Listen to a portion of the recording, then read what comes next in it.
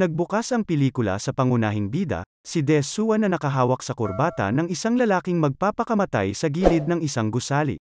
Habang nasa kanyang mga kamay ang buhay ng lalaki, sinabi ni Dae-soo na gusto niyang magkwento. Nang tinanong ng lalaki ang kanyang pangalan, ang pelikula ay nagbago 15 taon na ang nakaraan. Lasing na lasing at wala sa sarili si Dae-soo na nasa himpilan ng pulisya dahil sa masamang ugali at pananakit sa nobya ng iba. Sinubukan niyang umihi sa waiting area, at pinigilan siya ng mga opisyal. Gayunpaman, patuloy siyang nagdudulot ng mga problema. Iginiit ni Dae-soo na papunta siya sa ika-4 na kaarawan ng kanyang anak na babae. Ipinakita pa niya sa kanila ang isang cute na bag na may mga pakpak na binili niya para sa kanyang anak. Ang mga opisyal ay medyo naniniwala sa kanyang kwento ngunit nagpasya pa rin na ikulong siya sa likod ng mga rehas. Sa kabutihang palad, ang kaibigan ni Dae-soo na si Ju-hwan ay dumating sa pinangyarihan at nakumbinsi ang mga opisyal na palayain siya. Pumunta ang dalawa sa isang phone booth upang sabihin sa kanyang anak na hintayin siya. Gayunpaman bago siya makauwi ay bigla na lang siyang naglaho at naiwan ang regalo para sa kanyang anak. Di nagtagal, natagpuan ni Dae-soo ang kanyang sarili na nakakulong sa isang silid ng hotel na walang mga bintana at hindi alam kung sino ang mga bumihag sa kanya o kung bakit siya dinukot. Siya ay nakakulong sa isang silid ng hotel kung saan ang kanyang pagkain ay inihahatid sa pamamagitan ng isang trapdoor. Kadalasan, binibigyan siya ng dumplings na may kakaibang lasa. Sinusubukan ni Dae-soo ang kanyang makakaya upang malaman kung sino ang bumihag sa kanya, ano ang kanyang mga intensyon, kung nasaan siya, at kung gaano katagal siya makukulong. Ngunit sa kasamaang palad, wala siyang mahanap na sagot. Sa tuwing humahaba ang kanyang buhok, ito'y pinapaiksi at kinukuha din ang sample ng kanyang dugo kasabay ng kanyang mga fingerprint. Isang araw, nalaman ni Dae-soo mula sa telebisyon na ang kanyang asawa ay pinatay at siya ang pangunahing sospek mula nang matagpuan ng pulisya ang kanyang mga fingerprint at dugo sa pinangyarihan ng krimen. Pagkatapos ay napagtanto niya na ang mga nanghuli sa kanya ay binabalangkas siya bilang isang mamamatay tao sa labas ng mundo. Nang maglaon, nakita si Dae-soo na naghahalucinate at sinasaktan ang sarili. Unti-unti na siyang nababaliw dahil ilang buwan na siyang hindi nakikipag-ugnayan sa sinuman. Upang mapanatili ang kanyang sarili na abala, madalas siyang nagsusulat ng isang journal tungkol sa kalupitan na ipinakita sa kanya ng kanyang mga kidnapper. Sa paglipas ng mga taon, pinapanood ni Dae-soo ang mga kaganapan sa kanyang telebisyon tulad ng pag-atake sa World Trade Center, mga pagbabago sa pagkapangulo, at iba pa. Kapag hindi nanonood ng telebisyon, ginugugol niya ang isang mahusay na bahagi ng kanyang oras sa shadow boxing, na nangangako na hindi ipagtatanggol ang taong nasa likod ng kanyang paghihirap. Pagkaraan ng 14 na taon, sa wakas ay nagawa niyang tanggalin ang isang ladrilyo sa dingding at nagpasyang lumabas sa loob ng isang buwan. Gayunpaman, bago siya magpatuloy sa plano, isang misteryosong babae ang pumunta sa kanyang silid na hinihipnotismo siya. Nang magising si Dae-soo, natagpuan niya ang kanyang sarili sa loob ng isang kakaibang malita sa rooftop ng isang skyscraper. Ang isang lalaki ay nasa gilid ng gusali na malapit nang gumawa ng hindi tama. Naiintriga si Dae-soo dahil ilang taon na ang nakalipas mula nang makakita siya ng ibang tao. Gayunpaman, nagmamadali niyang pinigilan ang lalaki at sinabi sa kanya ang kwento ng kanyang pagkabihag. Ito ang parehong eksena mula sa simula ng pelikula. Matapos marinig kung paano napunta doon si Dae-soo, nagsimulang magsalaysay ang lalaking ito, nang tungkol sa kanyang sariling kwento ngunit hindi interesado ang ating bastos na bayani. Sumakay si Dae-soo sa elevator kung saan ninakaw niya ang salaming pang-araw ng isang babae.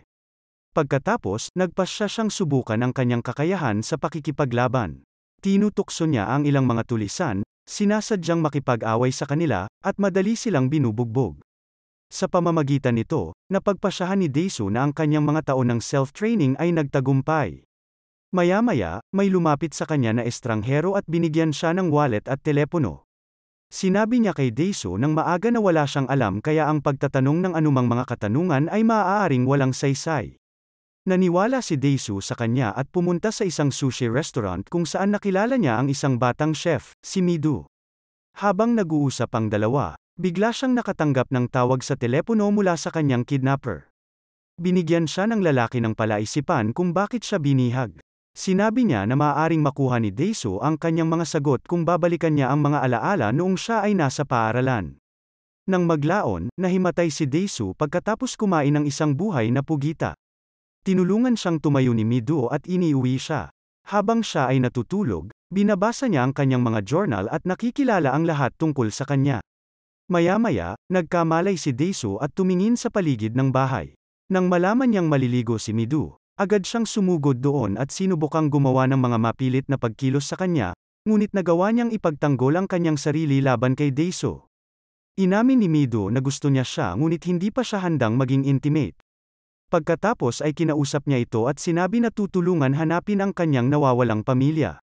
Sa kalaunan, nagawa nilang mahanap ang address ng kanyang anak. Lumabas na pagkamatay ng kanyang asawa, ang kanyang anak na babae ay inampon ng mayayamang doktor. Dahil alam niyang ligtas siya at may magandang buhay, sumuko si Daesu sa pagsisikap na makipag-ugnayan sa kanya. Nangako rin siyang bibisitahin ang puntod ng kanyang asawa pagkatapos maparusahan at mapatay ang mga gumawa sa kanya nito. Gayunpaman, hindi ito magiging isang madaling gawain sa lahat. Ang tanging magiging daan niya para malutas ang misteryo ay ang mga dumpling na kinakain niya sa loob ng ilang taong pagbihag sa kanya.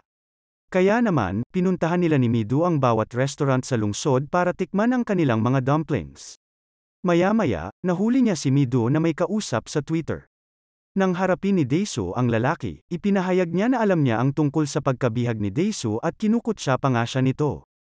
Nang marinig ito, naniniwala ngayon si Daesu na si Midu ay nakikipagtulungan sa estranghero at pinaghihinalaan niya na siya ang isa sa mga nanghuli sa kanya. Sa sobrang galit, umalis siya ng bahay, sinabi kay Midu na hindi niya ito mapagkakatiwalaan. Pagkatapos nito, ipinagpatuloy ni Daesu ang kanyang mga pagbisita sa mga restaurant, at sa wakas ay nahanap ang isa kung saan nagmula ang mga dumpling. Dahil sabik na mahuli ang salarin, sinundan niya ang isang deliveryman na naglalakad. Sa wakas ay nakarating si Daesu sa bilangguan kung saan siya itinago. Siya ay nag-imbestiga at nalaman na ang lugar ay isang pribadong bilangguan, kung saan nagbabayad ang mga tao upang panatilihing bihag ang isang tao. Pagkaraan ng ilang sandali, hinanap ni Daesu ang warden ng bilangguan, si Park, sa gusali at pinahirapan siya para sa mga sagot. Sinabi ng warden na wala siyang alam, hindi pa raw niya nakilala ng personal ang kliyente. Gayunpaman, nang bunutin ni Daesu ang ilan sa kanyang mga ngipin, ipinahayag ni Park na mayroon siyang mga recording ng mga tawag sa telepono ng mga kliyente. Matapos makuha ang kanyang mga sagot, ibinigay ni Daesu si Park sa mga gwardya ng bilangguan, binabalaan sila na marami na siyang nawalang dugo. Pagkatapos ay lumaban siya sa mga gwardya at tinalo sila kahit na sinaksak siya ng maraming beses. Habang pauwi, bumagsak si Daesu sa kalsada dahil sa kanyang mga pinsala.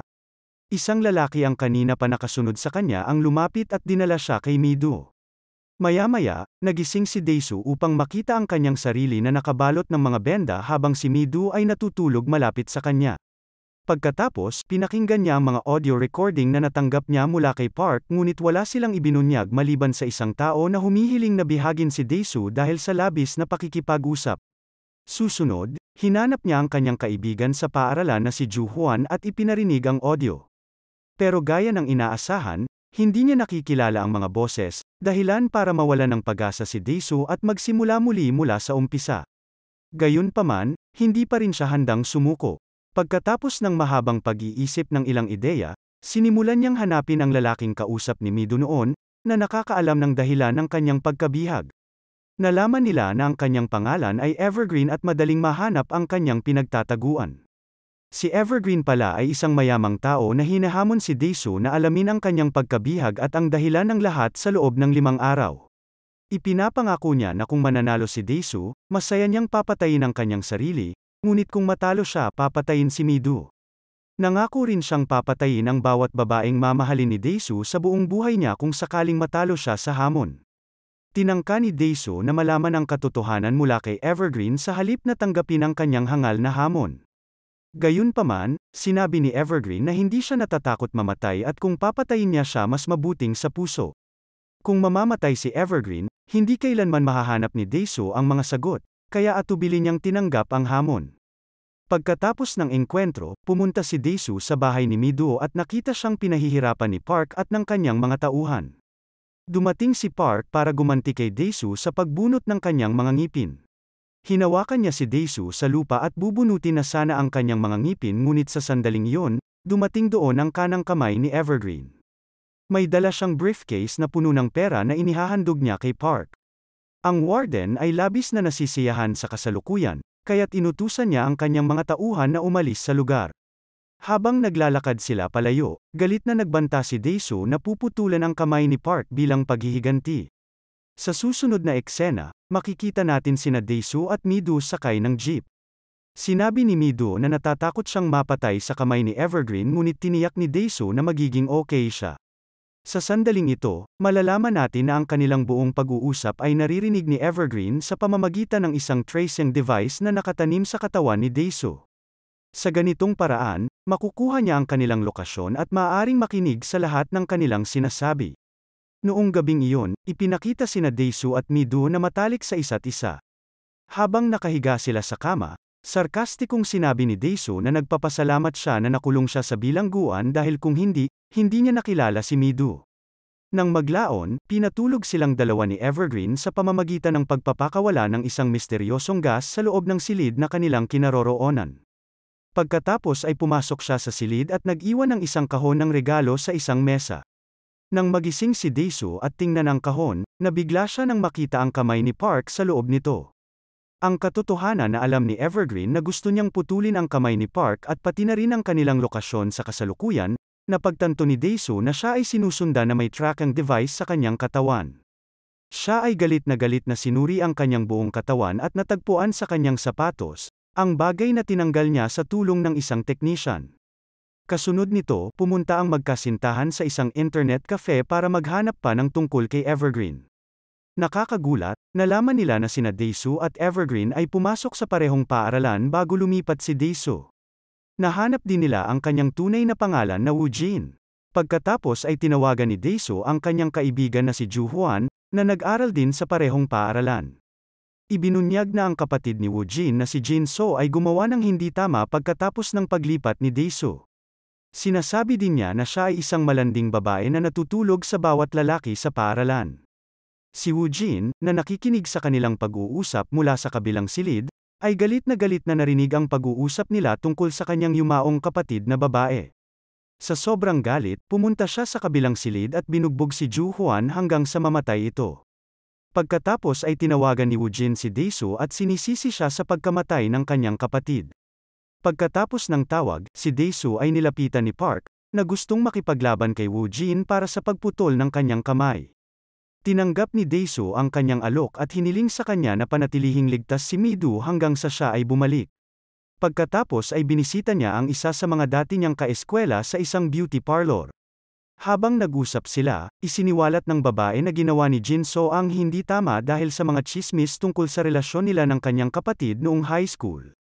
Pagkatapos ay binisita ni Daesoo ang kanyang dating paaralan at inaalala ang nangyari isang araw bago siya lumipat.